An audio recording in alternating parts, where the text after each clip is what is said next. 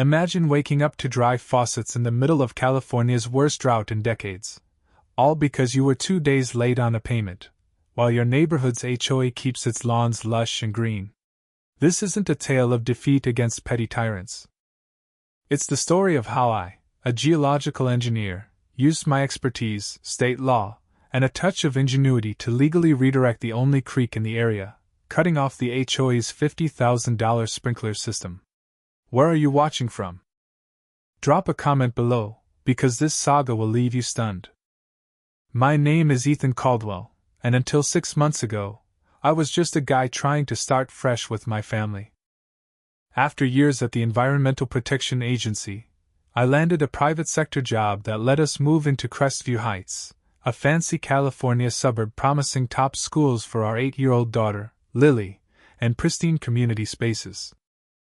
My wife, Claire, a landscape designer, fell in love with our Spanish-style home, especially its backyard bordering a small creek, a serene feature we thought would define our new life. We didn't know that the creek would spark a neighborhood war. The trouble hit fast. California was in a historic drought, with strict water restrictions and fines for waste.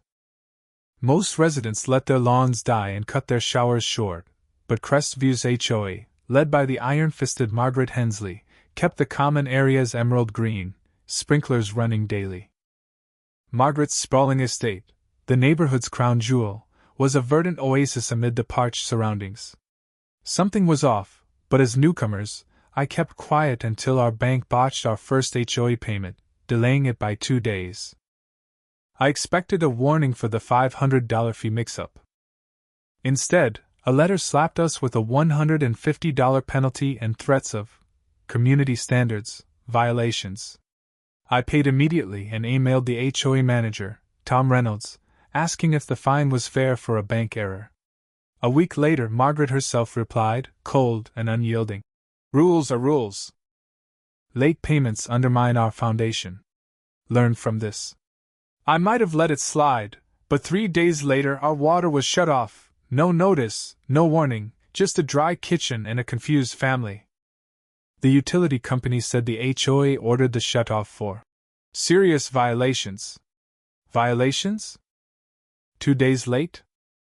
During a drought, with my daughter crying over unwashed hair and Claire canceling client meetings, we hauled bottled water to flush toilets while the HOA's sprinklers soaked their flower beds. We'd paid the fees and fine, yet Margaret was flexing her power. Each night, watching those sprinklers while Lily brushed her teeth with bottled water, my anger grew. This wasn't about rules, it was about control.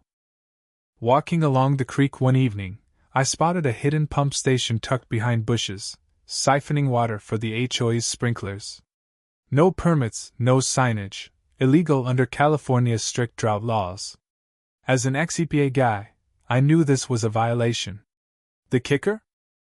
Property records showed the creek crossed the corner of our lot, giving us legal rights to its water. I snapped photos, marked coordinates, and started planning.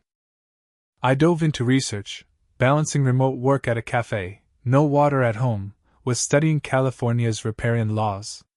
The state required permits and environmental assessments for creek diversions, none of which Crestview had. The HOA was breaking the law, pumping 50,000 gallons daily for lawns while families rationed. I needed allies. At a low-key HOA landscaping meeting, I probed about water use. The chair, Jittery Fred, claimed special arrangements, but Tom shut me down fast.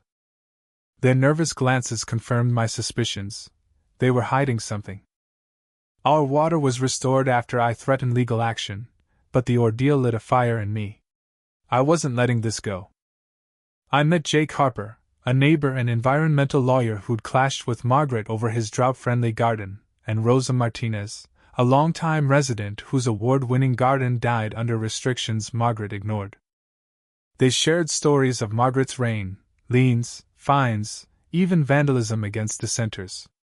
We formed the Crestview Water Alliance, a discreet group to document HOA abuses without revealing my plan. My scheme was simple but bold: redirect the creek's flow within our property, cutting the HOA's supply while staying legal. I designed channels and a small reservoir to capture water for our garden, returning excess downstream. Under the cover of landscaping, I built rock formations and a rainwater system that hid my diversion network. Claire, now my partner in this water justice mission, kept watch during late-night pipe installations. The system was precise, diverting just enough to stress the HOA's sprinklers without breaking laws. The effects crept in.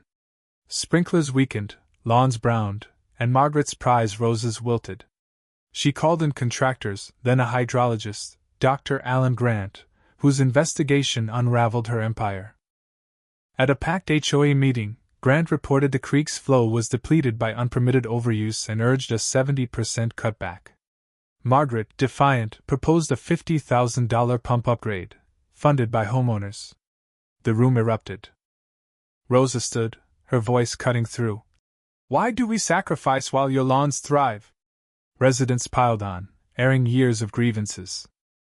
Sensing the tide turning, I announced I'd tipped off a reporter, Lisa Gwynn, who was on her way to probe the HOA's water use. It was a bluff, but Margaret panicked. She tabled the vote and fled the meeting. During a chaotic recess, Jake rallied residents, and I contacted Lisa for real. Her article, "Green Lawns, Dry Homes, HOA's Drought Defiance," exposed Margaret's cousin on the county water board, unpermitted pumping, and financial irregularities. By noon, TV crews swarmed Crestview. The county suspended Margaret's cousin, issued a cease and desist order on the pump, and forced Margaret's resignation. A new board, led by David Ellison, a transparent ex-city official, took over. I dismantled my diversion system, keeping a legal reservoir for our garden. Crestview transformed, xeriscaping replaced lawns, governance opened up, and the creek became a nature trail. Claire's business shifted to sustainable design, Lily started a water conservation club, and I joined a county resource board. Margaret fled to Nevada, her influence shattered. Tom, now reformed, invited me to speak at an HOA ethics conference. Crestview became a model for sustainable communities, inspiring state laws dubbed the Hensley Rule. At a barbecue marking our move's anniversary, Rosa toasted, "Water finding its course," winking at me. Lily, now 12, wrote a school essay on David's leadership, unaware of my role. Someday, I'll tell her how her dad became a hydrological rebel. This wasn't just about water, it was about power. One small act, redirecting a creek, toppled a tyrant and rebuilt a community. Was it justice or vengeance? Right or reckless? Share your thoughts in the comments. Should playful rebellion, like tweaking a water supply, have a place in standing up to bullies, or does it risk chaos? Let's debate and keep this story flowing. Your take could spark the next big discussion.